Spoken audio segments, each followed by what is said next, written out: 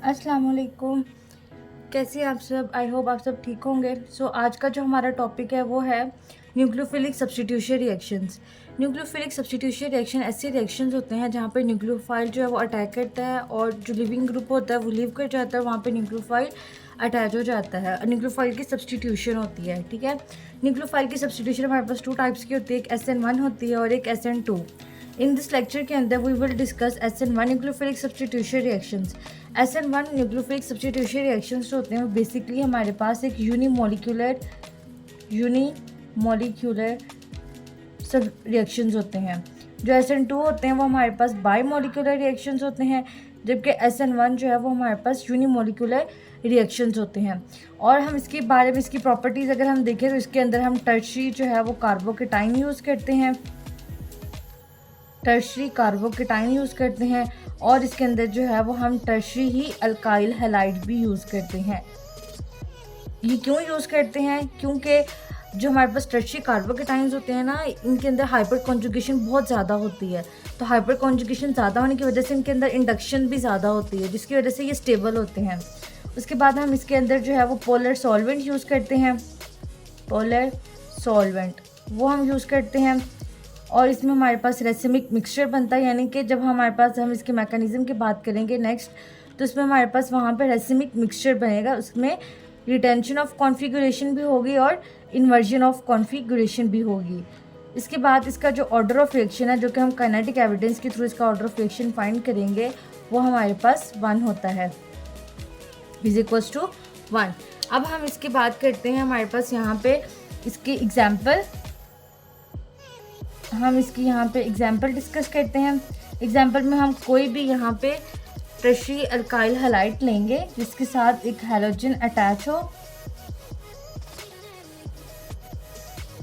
ये हैलोजन जो है वो हमारे पास एक्ट कर रहा है यहाँ पे एज अ लीविंग ग्रुप, जिसने यहाँ से लीव करके जाना है।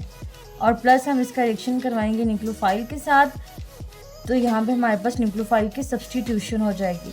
इसी वजह से हम इसको न्यूक्लियोफाइल के सब्स्टिट्यूशन रिएक्शंस भी कहते हैं। और यहाँ पे प्लस एक्स आ जाएगा। अब हम इसके स्टीरियोकेमिकल एविडेंस की बात करते हैं। स्टीरियोकेमिकल एविडेंस,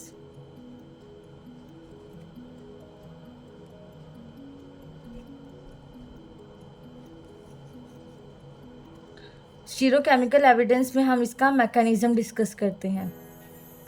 मैकेनिज्म, इसके मैकेनिज्म के हमारे पास 2 स्टेप्स होते हैं।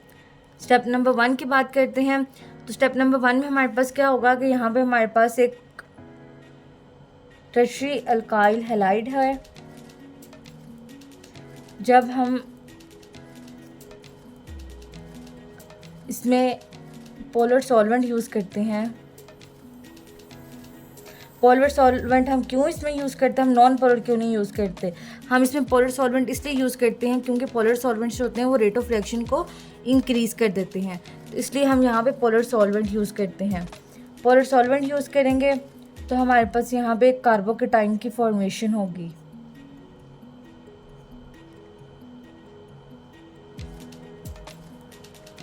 और ये जो स्टेप है, स्टेप नंबर 1, ये हमारे पास एक रेट डिटरमाइनिंग स्टेप है।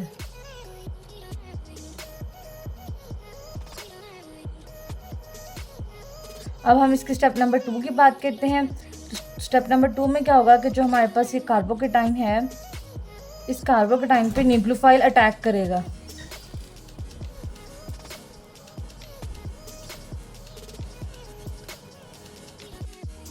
अब हमने क्या करना है, जो स्टेप नंबर 2 है, इसमें हमारे पास यहाँ पे जो न्यूक्लियोफाइल है वो अटैक करेगा इसके फ्रंट साइड से भी और न्यूक्लियोफाइल अटैक करेगा इसके बैक साइड से भी।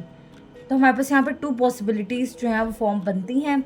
हम पॉसिबिलिटी नंबर 1 देखते हैं कि जब हमारे पास कार्बोकेटाइन जो फ्रंट साइड से अटैक करता है न्यूक्लियोफाइल कार्बोकेटाइन पे, तो यहाँ पे हमारे पास रिटेंशन ऑफ कॉन्फ़िगरेशन बन जाती है, रिटेंशन ऑफ कॉन्फ़िगरेशन बनेगी।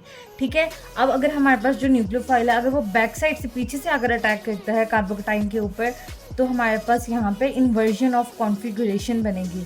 इसी वजह से हमने स्टार्ट में बात की थी कि ये हमारे पास एक रैसिमिक मिक्सचर होता है, इसमें इन्वर्जन भी होती है और इसके अंदर रिटेंशन ऑफ कॉन्फ़िगरेशन भी होती है, इन्वर्जन ऑफ कॉन्फ़िगरेशन। अब हम डिस्कस करते हैं इसका काइनेटिक एविडेंस, ताकि हमें पता चले कि इसका ऑर्डर ऑफ रिएक्शन जो है वो 1 क्यों होता है, क्योंकि जो SN2 होते हैं उनका ऑर्डर ऑफ रिएक्शन 2 होता है। काइनेटिक एविडेंस, काइनेटिक एविडेंस में क्या है कि हमारे पास जो रेट है वो हमारे पास डायरेक्टली प्रोपोर्शनल होता है अल्काइल हैलाइड के, अल्काइल हैलाइड के। ठीक है, अब हमने कहना है कि जो हमारे पास रेट है वो is equal to proportionality constant ख़त्म करेंगे, यहाँ पे आ जाएगा के अल्काइल हैलाइड। सो यहाँ पे हमारे पास सिर्फ अल्काइल हैलाइड्स हैं जो कि हमारे पास 1 क्वांटिटी के अंदर है, तो दैट्स वाई इसका जो ऑर्डर ऑफ रिएक्शन है वो हमारे पास 1 होगा। सो आई होप कि आपको समझ आई होगी। सो अल्लाह हाफिज़।